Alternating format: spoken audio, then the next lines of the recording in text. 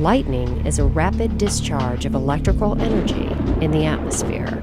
Each spark can span over 5 miles in length, reach temperatures hotter than the surface of the sun, and contain 100 million volts of electricity. Lightning strikes are not only dangerous, they can be deadly. The electrostatic discharge occurs within a cloud, between clouds, or between a cloud and the ground. Lightning doesn't strike the ocean as much as land, but when it does, it spreads out over the water, which acts as a conductor. It can hit boats that are nearby and electrocute fish that are near the surface.